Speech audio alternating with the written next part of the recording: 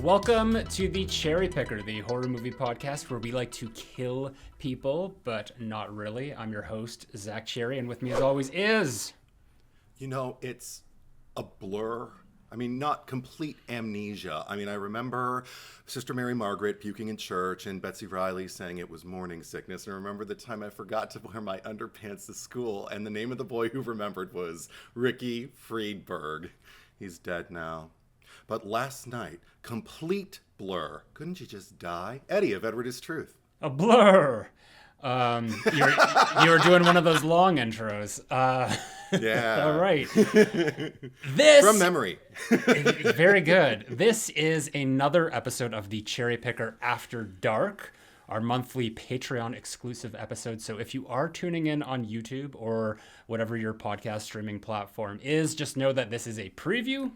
And you can get access to the full episode by subscribing to my Patreon at the Freddy Krueger tier. And that will also get you access to all past episodes of the Cherry Picker After Dark and then some. You can subscribe by going to www.patreon.com/ZackCherry, ZackCherry. And all contributions are greatly appreciated and go a long way towards making this podcast a weekly occurrence. With that said, what are we talking about this month, Edward? Batman Returns, Zack Cherry. Which was released June 16th or 19th. He said begrudgingly. Begrudgingly. I couldn't get a definite release date, but it was June of 1992. And the reason we're doing this for this month's Cherry Pick After Dark, two reasons, because this is a Christmas movie. This is my absolute favorite Christmas movie. And this is also very horror adjacent. Because you won't find us talking about superhero movies ever. We're not talking about Batman Returns as a superhero movie. We're talking about it as a horror movie. A horror and a Christmas movie that was released in June of all times out of the year. Summer blockbuster time, like they do. Yeah. Like they do. And okay.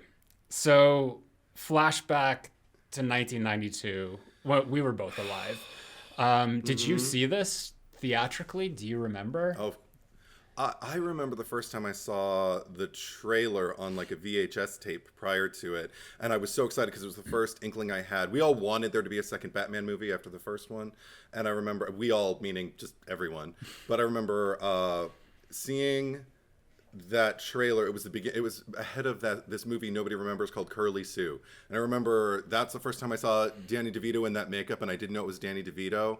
So I was just kind of like, oh, they didn't cast Danny DeVito as the Penguin. And then I saw his name, and I'm like, oh my God. And then I saw Michelle Pfeiffer giving this peal of kind of like wicked laughter on the bed that is not in the movie. And I was kind of like, oh, who's that playing Catwoman? Because I loved Catwoman. And my mom said, that's Isabeau from Lady Hawk. And I loved the movie Lady Hawk, directed by Richard Donner. First time I ever saw Michelle Pfeiffer. Thought she was the most beautiful woman in the world and was just enchanted by her. Saw her in Grease 2. Then I find out she's playing, and I loved her in that. And then I find out she's playing Catwoman. It's like, gay head explosion. Like, I didn't recognize any of them. We love our Michelle Pfeiffer. Like, we did recently What Lies Beneath for one of our regular episodes. Have we covered another Michelle Pfeiffer movie?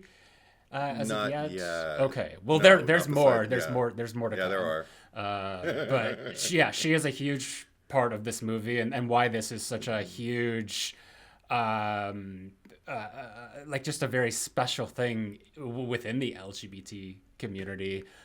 Because this is like when I just think back to like just things that are like gay and campy, and horror adjacent. It's like Batman Returns.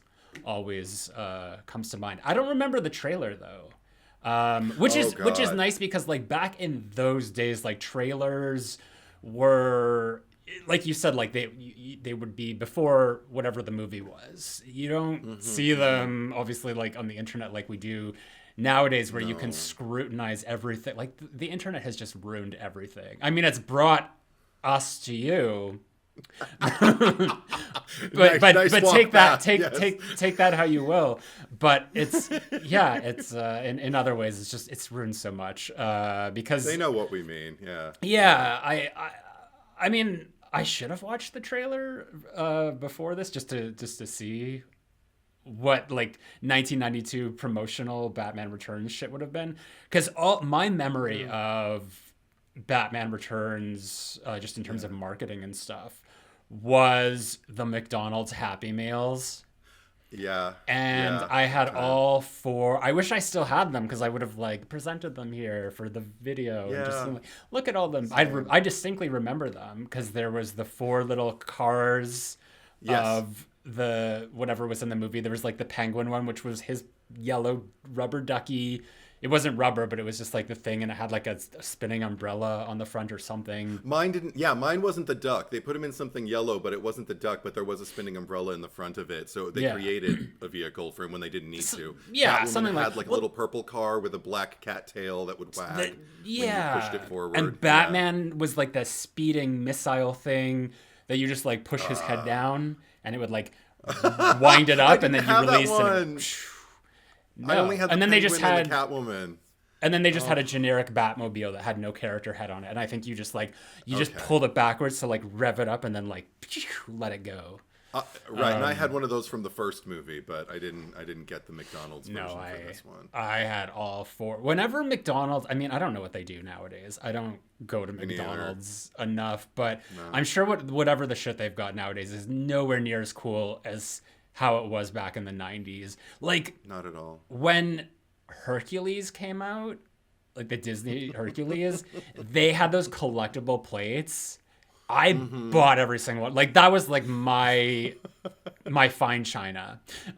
Just like, oh, company's coming over. Let's get out the Hercules plates. They had the Batman mugs. I don't think that for this movie, but for Batman Forever, those glass mugs, like just like all these like really cool like collectible things made of glass. Like they don't do shit like that anymore.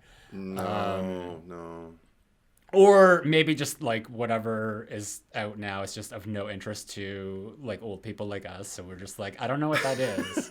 I don't know. I feel like it would catch my eye. I'm around McDonald's enough, and I feel like, I mean, the only time I ever see anything advertised that really does kind of hook me, and even then I'm like, it's not like it was, or the Halloween buckets, you know, with like the witch face and the ghost face and the jack-o'-lantern and the, not ghost face, Basically, but you know. Just, I understand. just It was like the silver shamrock, but as like, yeah. as But boo it's buckets. little Yeah. Happy Meal buckets that you can carry. And I still yeah. don't like them because they don't have the little hats like they used to. Those used to rock. I don't know. And the thing that was so baffling to me, like watching Batman Returns now, just to see this movie, like there was McDonald's toys based on this movie, because this is not like an innocent children's movie. Like this is a pretty fucked up movie. And I distinctly remember seeing it in the theater because my stepfather at the time took me, and I guess I would have been 7. And he was being all critical because he was just like, this is not a kid's movie. Like, fuck off. But he's like, this is not a kid's movie. But I guess he was more so judgy towards, there was like some adults there who brought like a 4-year-old or something. So it's just like a little bit younger than me. But he's just like, this is not the kind of movie that you bring a 4-year-old to. And like, Jesus Christ. and of course, like There was me a being huge- like 7, I just saw them just like, wow. Like Right. Batman Returns, like there's Catwoman, like I didn't see, like I looked past like all like the questionable things or the more like adult themed dialogue or violence in it, and just saw like, oh my god, it's my favorite thing on the big screen. So it's always interesting to see like the way that adults view movies versus the way that children view movies, because all the things that adults are like probably so afraid of, the kids don't even see it anyway. Right. Well, because also, I mean, it went viral a couple times. Every now and then it cycles back into my like my Instagram feed or whatever, and it's this clip from a talk show speaking out against this movie, and it's like a panel of parents, but they always focus on this one kid, this moment with this one kid who must be like 11 years old or something. Mm-hmm. So they're saying like, I was very offended by this movie because it's against kids and it's against Christmas and it hurts kids. You know, like he's just, and I'm like, okay, either somebody told you to say all of this, or you're saying exactly what you think your parents, you know, whatever's going to make your parents proud. Like, you're either a huge people pleaser, either way, you're a huge people pleaser, like almost to a pathological degree. And there's a part of me that kind of hopes that school the next day, maybe the playground wasn't such a, you know, easy place for him to be. I don't advocate bullying, but I'm just like, I don't know. If I would have known that kid, it's like, oh, so that's who you are. You're against kids, buddy. The rest of us are all just trying to have a good time and show our parents this doesn't have the effect you think it's having on us. We know it's make believe. We can relate to things that are darker than maybe, you know, you understand. Maybe you don't understand some of the things you've shared with us, like your Grimm's fairy tales and how dark that shit can loom when, you know, you're talking about like old women being pushed into ovens and shit. Like, you know, like we have a pretty high barometer. We have a higher one than you think. Or we're just ignorant and we just have no idea how dark it is because our minds don't stretch that far. Either way, we can handle it. We're okay. Stop with the canvassing. And I mean, it's Tim Burton, so what did you expect? But that's another thing, because it's like, even watching this last night, I was like, they don't make superhero movies like that. I mean, they don't make movies like this anymore. Like, let alone like a superhero movie. But I think like just in terms of Batman, like I said, like this is my favorite one, just because it's so ridiculous. Like there's no storyline to this movie. It's just a lot of nonsense. No, really, come on. Like, do you agree? I mean, this is the thing. I to an extent I agree. Like I can follow it, but at the same time, like I have to hand it to, even though Daniel Waters is credited as the screenwriter, and rightly so. Like his signature is, you know, kind of across it enough for it to, you know, qualify as a Daniel Waters script. There have been so many different incarnations of this script, as there were and are with so many Hollywood films at this level, where they just keep passing through hands, and to the point where there are things you wish you could watch a screenwriter commentary for every one of those movies, so they could just identify, I wrote that, I didn't write that, you know, like, so but the thing is, I find the incongruity, is that a word, or the incongruous nature of the storytelling, the non-linear kind of like path that they take. I've seen it so many times that and I've digested it so many times that I almost don't need things to happen. I just kind of react to what I see. Does that make sense? Like I'm not like, where's the story? What is this even about? No, that's fine. Wow, if something like this came out nowadays, like I would probably be super critical and just been like, well, what the fuck? Like, what is this all about? But probably like this is absolutely a movie that I have nostalgia for. And I can admit that. Like there are, like, you know, when people criticize me for being nostalgic for things like the first two Scream movies, I'm like, no, those are really good movies. Whereas this, like, I fucking love this movie. There are points in it where I'm just like, this isn't necessarily good, but I have that nostalgia for it that I will defend it with my very life. Now you mentioned the name Daniel Waters, which is a name that I didn't know existed until yesterday when I looked it up, because I was wondering, like, who did write this? And the credits, like I guess the biggest credit that I saw that I could, like, I guess correlate to this or just know what the hell it was Heathers. From 89, I believe is when that came out. 88. And you were like, Heathers, it's like the original Mean Girls. It's like the first in the line of like the Mean Girls Jawbreaker. I mean, you could even go back further and start with like All About Eve. You know, I'm sure it goes back even earlier. But into each generation, a new one must be born. Exactly. But just because you mentioned the name Daniel Waters, like this is a household name, and I'm just, you know, assuming that everyone is as ignorant as me. I don't know who that is. So can you please enlighten us? Oh, I mean, everything you would probably assume about him from watching this movie. Like I said, like there's enough him in it that I'm just kind of like, yeah, this feels like Daniel Waters. Like I'm a huge Heathers fan, like fanatic about Heathers, and of course of this movie. Didn't know it going in that it was the same screenwriter. I just knew I loved both movies. But watching him be interviewed about either one of them, because those are the two titans for me, from his screenwriting career. Watching him talk, I'll watch him talk about them anytime, absolutely anytime, because it's so entertaining. He gives you the dish. He lets you know who was who and what they did and what they said. Gay. I get a vibe, but I wouldn't. No, that's fair. I mean, like my relationship with Heathers is not as strong as it is like with Jawbreaker, but I was definitely getting like that Courtney Shane moment with Penguin when he's giving the press conference and we get the what Bruce Wayne and his little thing, like he's just like, I killed Liz, I killed the teacher. Deal with it. Oh, it's just like I played Yeah. Which sounds absolutely nothing like when he records it in the car. And he is shrieking those lines. I can just hear like, Miss Sherwood, fix it. Yeah, right. Not track. Come on. But all I could think now, and this is something that just like has been ruined for everyone, is like at this point in time that would never work because people would be like, oh, AI. Someone's like trying to punk him or something. They'd be like, oh, that was just rude. Like get this like intrusive audio shit out of here so we can hear. Like nobody would turn against Penguin in a situation like that.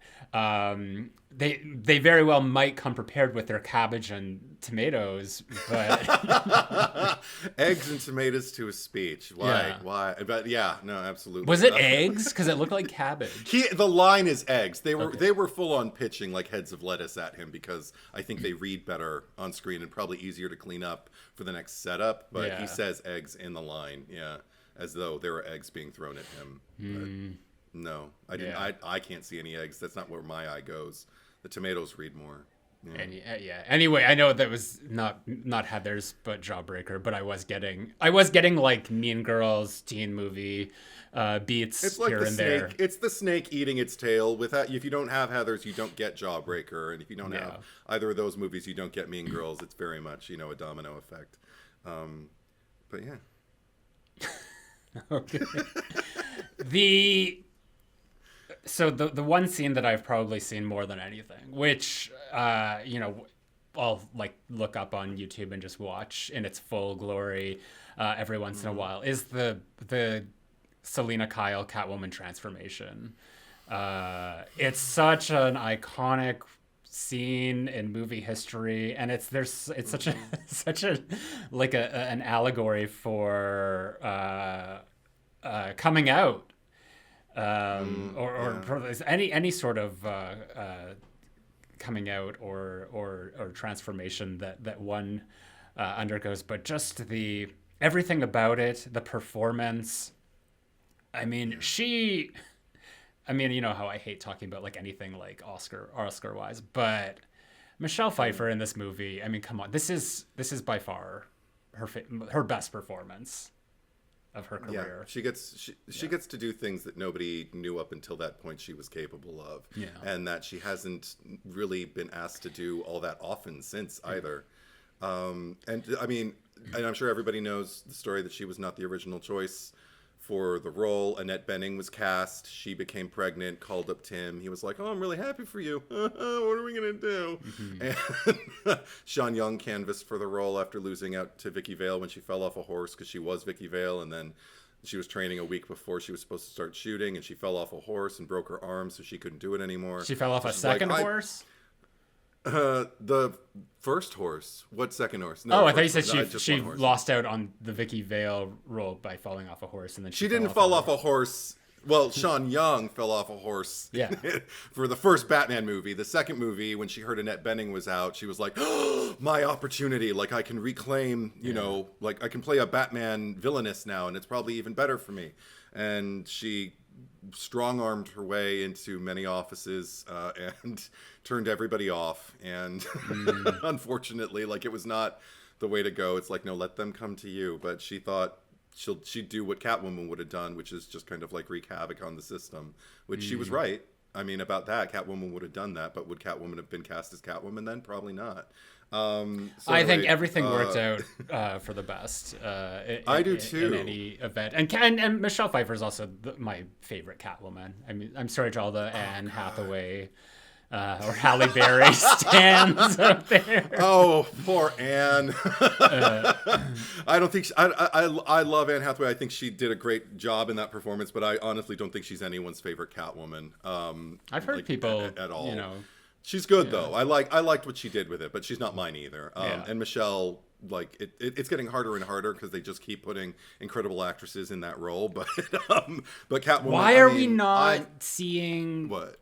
Michelle Pfeiffer back as Catwoman? I mean, I know that they're doing all these new iterations and like just like having younger women playing the part, but I mean, like they brought Michael Keaton back to play Batman and that bullshit earlier this year, and all I could think when I was watching that, all I could think is like, okay, I need more of him, but I also now need Michelle Pfeiffer in there as well, and you can just get rid of the rest of the movie around it and just like have that movie. And it was so crazy that, I mean, like they heavily used that to what was the Flash? I don't even remember what Flash. It was. Yeah. Yes. They heavily like used like Michael Keaton coming back as Batman. That was like the main selling point that you would think like a studio executive would have been like, why are we even making the Flash? Let's just make Batman Returns, and let's bring back Michelle Pfeiffer in there too, and let's just have these characters that are already established and beloved come back for new stories. I mean, do you want to be sad? I mean, it's a rumor, so I don't know. It's all hearsay at this point. But what I heard tell that had the Flash been more financially successful and made back its return and made a splash and kind of like, you know, reinvigorated the DC universe the way they were hoping. Yeah. One thing that was waiting to be greenlit was a movie starring Michael Keaton and Michelle Pfeiffer as Batman and Catwoman, you know, in their advanced years, but like, you know, what is Gotham like now and what are they like in their particular timeline? Yeah. And I'm sure they would have pulled a little from Dark Knight Returns and, you know, other comics and just kind of like created their own kind of mishmash, because that's what the Flash was anyway. Anyway, it's not, like you said, it's not a comic book We're not doing a superhero podcast. but it would have been interesting to see. I would have loved to see that too. It doesn't make. I mean, that's why that whole fucking DC thing has just fallen to shambles, because those are the decisions that they're making. They're like, the movie that people want to see is impinged on this movie that people don't really care about, and where it should be the other way around. It's just like, if you made this fucking Michael Keaton, Michelle Pfeiffer movie, that success would have been like, okay, let's like now do something with this Flash character and we'll have Michael Keaton in it. Like, it's just everything that they've done from the onset has been backwards from what I've seen. Because I barely have seen any of those movies. But it's just apparent that people don't know what the fuck they're doing in Hollywood. Well, it's also like, stop making, and this will be like the last thing I say about that, but stop making movies like as if you're as if you're like setting off a sprinkler. Like, stop, you know, just kind of like allowing one movie to encompass like the fates of so many other characters. It's like DC was actually kind of built on being a successful movie franchise, at least in its initial debuts. Yeah. Like the first few Superman movies were incredibly financially successful until they weren't. And then the first few Batman movies were incredibly financially successful until they weren't. And then they just kept reinvigorating it. So just keep making new timelines. You don't have to MCU your DCEU. Like, just make different, you know, you can always bring them together in a movie later, but let them exist in their own, you know, universes. Honestly, it wasn't until like 2010 or thereabouts that this whole concept of like franchises and all that really came to the forefront, because like even this movie back in the day, and this is like 92, this is after an 80s worth of just like 8 Friday the 13th sequels and all that. People just wanted to make like honest to goodness sequels to movies, and that was, and there was no like plan of just like 5 years down the line, we're going to do this and there's going to be this and this. It was just, let's just make a movie because there's a call for it. Like, you know, people want to see this again, so we're going to do it. And there wasn't all this business side of it that went into it that effectively just controlled the quality and the creativity because so many people had a different idea of what it had to be. This was just, you know, in this case, it was just Tim Burton's vision, and it works, and it's successful, and it's such a bombastic fucking shit show that you know, there's a reason that it's still relevant 31 years later. Right, and also there are so many like studios who were looking at, you know, Marvel and what was happening there and going like, I want that. Let's build a universe, and you know, so many of those have just like fallen by the wayside already. Anyway, that's why. But interestingly enough, prior to you know, like that kind of 2008, 2009, 2010 benchmark, when that started to kind of like be the trend, DC, like, I mean, I've got Smallville right here behind me, like. Smallville is largely like its own thing, but there were a lot of people who were part of the Superman legacy prior to the series who would come in and play other roles and be, you know, so you'd just be like, oh, that's Margot Kidder. Spoilers for Smallville, she comes on. Or that's Christopher Reeve, or that's Helen Slater, Supergirl, but she's playing Clark Kent's mother from when she was when he was Kal-El and she was Lara on Krypton and all that stuff. So I mean, they already had their version of this kind of like interlocking, you know, fan reward. But but then they decided to start copying Marvel like everybody did, and you know, nothing's been right since. Do you know what the budget was for this movie? This movie in particular, no. It looks expensive. What's funny, okay, it feels it doesn't expensive. It doesn't.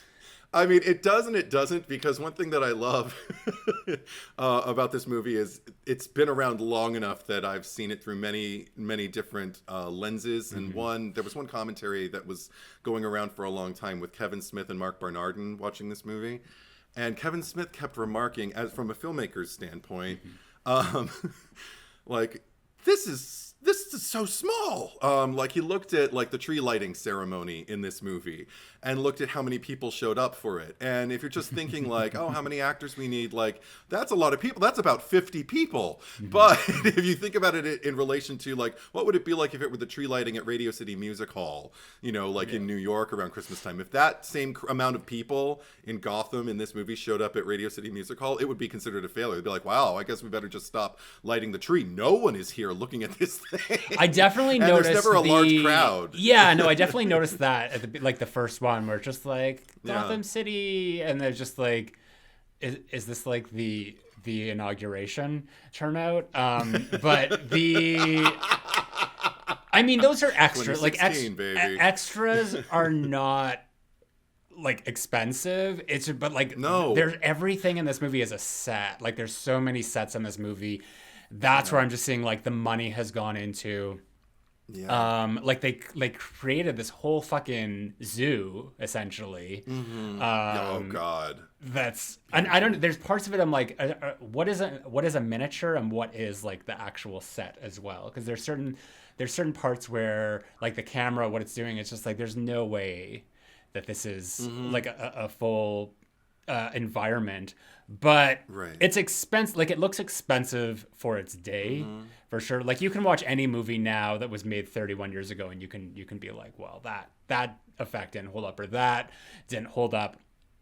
But it just has that expensive vibe. It's got like, I guess, like the caliber of actors that are involved as well. Like, because that's like a huge thing. Like, these people were not cheap to have in this movie by any stretch of the imagination, because it was like, this was one of those movies like you even have the poster or a poster behind your head there, or like the Catwoman one, but like but even then it was just like the three heads on there, and just like Keaton, DeVito, Pfeiffer, the bat, just the being cat and the penguin, being like a Tim Burton movie. Danny Elfman, the score, like that, which is one of the best scores.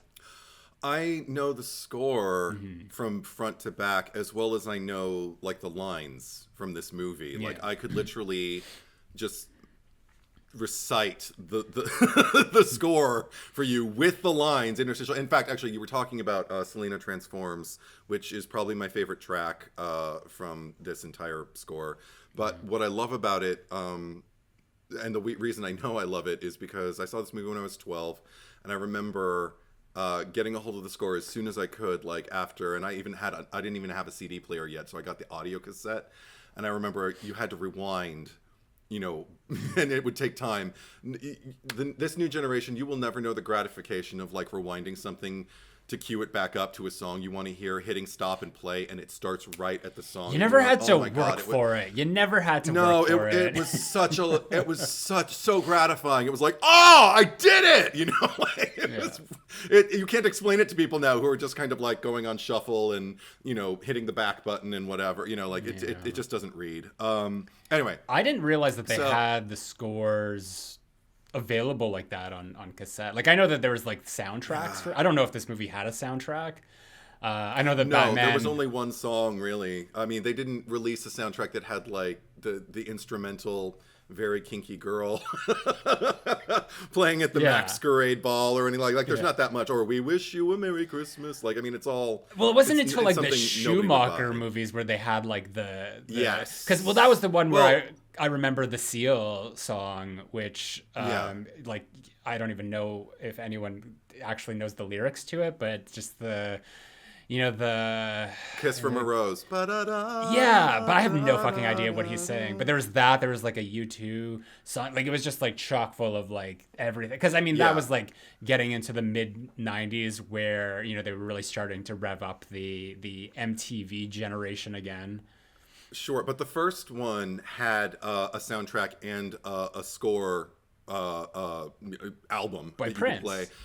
There was Prince, and then there was Danny Elfman's album, and they were two. You can always tell the difference because Prince got the good moniker, the Batman's, chest plate with the bat signal in it, and then the Danny Elfman score always had like the moon with the little bat wing flying up into the moon, like with the clouds beneath it. That was the cover for that. I remember it very vividly, obviously. Yeah, the Danny Elfman theme here is remarkable, and it's on par with like it sounds like a horror movie score. Mm-hmm. Yes. And actually, I can't remember. We might have mentioned this in the Scream 2 episode because Danny Elfman provides the music for the Cassandra aria. So in the middle of the movie when she's, you know, just like fate has its vengeful eye cast upon me or all that bullshit. That's all Danny Elfman. And even like listening to that, just like this sounds very Batman Returns right now. The choral voices. Yeah. And all that stuff.